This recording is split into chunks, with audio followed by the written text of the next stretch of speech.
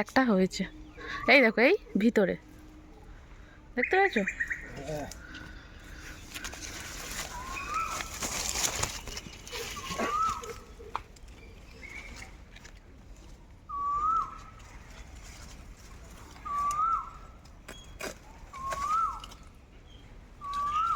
কচি না পেকে গেছে বলো তো? এটা আমার ছোট্ট ফুলের বাগান, আর এই বাগানেই একটা লাউ গাছ হয়েছিল। লাউয়ের গাছের জন্য আলাদা মাচা করা ছিল, তবে ঝড়ে ভেঙে যাওয়ায় লাউ গাছটি ফুল গাছের ওপর উঠে গেছিল। আর সেখানেই এই লাউটি ধরেছিল, ফুল গাছের মধ্যে ছিল বোঝা যায়নি। আজ সকালে হঠাৎ ফুল পাড়তে গিয়ে লাউটা দেখেছিলাম, আর কাকা সেই সময় বাগানে যাচ্ছিল, তো কাকাকে দিয়ে এই লাউটা কাটিয়ে নিলাম। মা বলল আজকে এই লাউটা দিয়ে লাউ চিংড়ি করতে।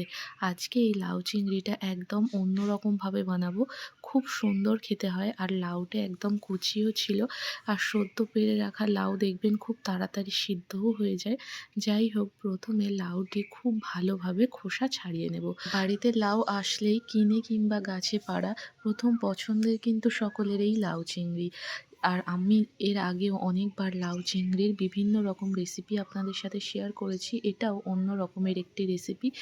পুরো ভিডিওটা অবশ্যই দেখবেন। আর লাউগুলি দেখুন লম্বা লম্বা করে প্রথমে কেটে নিয়েছি, তারপর ডুমো ডুমো করে একদম ছোট ছোট করে কেটে নেব। খুব বেশি পাতলা না, দেখুন এইরকম স্কোয়ার করে কেটে নিচ্ছি। এইভাবে স্কোয়ার করে লাউগুলি কাটলে লাউয়ের ঘন্ট, লাউ চিংড়ি কিংবা লাউ ডালের মধ্যে দেখতে ভালো লাগে। দেখুন লাউগুলি কাটা হয়ে গেছে, আর পুরো লাউটি দিয়ে নিই, 4 ভাগের 1 ভাগ রেখে দিয়েছি। তারপর এই লাউ চিংড়ির জন্য দুটো মিডিয়াম সাইজের আলু কেটে ধুয়ে নিয়েছি, তারপর এগুলি পিস করে নেব। এগুলিও একটু বড় বড় সাইজ করে ডুমো ডুমো করে কেটে নিচ্ছি। আলুগুলিও কাটা হয়ে গেলে লাউ আলু খুব ভালোভাবে ধুয়ে নেব। আর লাউ চিংড়ি বানানোর জন্য এখানে একটা বড় সাইজের পেঁয়াজ নিয়েছি, পেঁয়াজটি একদম সরু সরু করে কুচিয়ে নিয়েছি। 1 টেবিল চামচ আদা বাটা, 1 টেবিল চামচ রসুন বাটা, আর ধুয়ে রাখা চিংড়ি মাছের মধ্যে নুন আর হলুদের গুঁড়ো ভালোভাবে মিশিয়ে নেব। তারপর উনুন ধরিয়ে কড়াইটি খুব ভালোভাবে গরম করে নিয়ে তাতে বেশ কিছুটা পরিমাণে সর্ষের তেল দেব। তেলটি যখন খুব ভালোভাবে গরম হয়ে যাবে তখন নুন হলুদ মিশিয়ে রাখা চিংড়ি মাছগুলি দিয়ে দেব। চিংড়ি মাছগুলি দিয়ে খুব বেশি সময় ধরে ভাজবো না, কয়েক মিনিট একটু ভেজে নেব। খুব বেশি টাইম ধরে চিংড়ি মাছগুলি ভাজলে চিংড়ি মাছগুলি শক্ত হয়ে যায়, তাই কয়েক মিনিট একটু নাড়াচাড়া করার পর চিংড়ি মাছগুলি তুলে নেব। চিংড়ি মাছগুলি ভেজে তুলে নেওয়ার পর ওই কড়াইতেই ওই তেলের মধ্যেই কেটে রাখা আলুগুলি দিয়ে দেব। আলুগুলি দেওয়ার পর কয়েক মিনিট একটু নাড়াচাড়া করার পর আলুগুলি একটু সরিয়ে ওই তেলের মধ্যেই ফোড়ন দিয়ে দেব। এখানে ফোড়নে দিয়ে দিচ্ছি 2টি তেজপাতা, 2টো শুকনো লঙ্কা আর গোটা গরম মশলা। তেলের মধ্যে দিয়ে কয়েক সেকেন্ড একটু নাড়াচাড়া করার পর দিয়ে দেব রসুন বাটা। এখানে আমি 1 টেবিল চামচ রসুন বাটা দিয়ে দিচ্ছি। রসুন বাটা দেওয়ার পর কয়েক মিনিট ভালোভাবে নাড়াচাড়া করে নেব, আর তারপরে দিয়ে দেব 1/2 টেবিল চামচ কাশ্মীরি লঙ্কার গুঁড়ো। আর এখানে আমি ঝালের জন্য ব্যবহার করব কাঁচা লঙ্কা।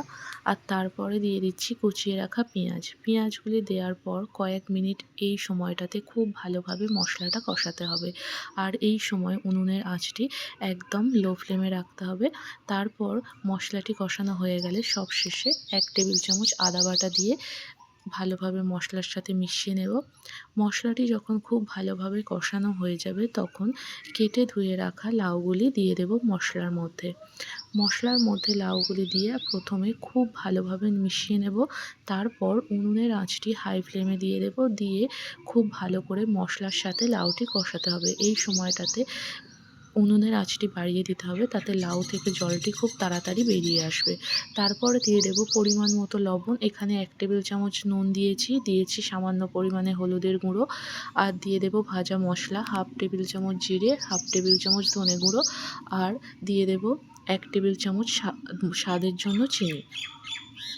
এই লাউ ঘন্টের মধ্যে একটু চিনি ব্যবহার করলে খেতে খুব ভালো হয়, তাই টেস্টের জন্য এখানে চিনিটি ব্যবহার করেছি। তারপর খুব ভালোভাবে মশলাটি যখন কষানো হয়ে যাবে, লাউ থেকে জল ছাড়তে শুরু করবে, তখন ভেজে রাখা চিংড়ি মাছগুলি দিয়ে ঢাকা দিয়ে দেবো ক্ষণের জন্য। তারপর ঢাকাটি খুলবো, দেখুন লাউ থেকে প্রচুর পরিমাণে জল বেরিয়ে গেছে, তাই আমি আর জল ব্যবহার করব না এই রান্নাটির মধ্যে। এইভাবেই আবারও ভালোভাবে মিশিয়ে নিয়েছি। লাউ, আলু একটু সিদ্ধ হতে বাকি আছে। এবার ঢাকা দিয়ে দেব ১০ থেকে ১৫ মিনিটের জন্য। ১০ থেকে ১৫ মিনিট পর ঢাকাটি খুলে দেখব জলটি অনেকটাই শুকিয়ে গেছে আর লাউ, আলু খুব ভালোভাবে সিদ্ধও হয়ে গেছে। আর জলটি আরেকটু শুকিয়ে নেব। একদম মাখা, মাখা হবে। সামান্য একটু রস থাকবে। তার জন্য টেস্টটা কিন্তু ভীষণ ভালো আসবে। আর সবশেষে দিয়ে দেব ১ টেবিল চামচ ঘি আর খুব সামান্য পরিমাণে গরম মসলার গুঁড়ো। দিয়ে খুব ভালোভাবে মিশিয়ে নেব। আর এই লাউ চিংড়ির ঘন্টটি এইরকম মাখা, মাখা হলে খেতে ভীষণই ভালো হবে। খুব ভালোভাবে গরম মসলা গুঁড়ো আর ঘিটি মেশানোর পর আবারও ঢাকা দিয়ে রাখবো আর গরম, গরম পরিবেশন করব। আর আমার এই ভিডিওটি যদি আপনাদের ভালো লেগে থাকে অবশ্যই কিন্তু একটি লাইক দিয়ে দেবেন। আর যে সকল বন্ধুরা এখনও চ্যানেলটিকে সাবস্ক্রাইব করেননি চ্যানেলটিকে সাবস্ক্রাইব করে পাশে থাকবেন। ফেসবুক পেজ থেকে দেখলে পেজটিকে ফলো করে দেওয়ার অনুরোধ রইল। দেখা হচ্ছে আপনাদের সাথে পরের কোনো ভিডিওতে।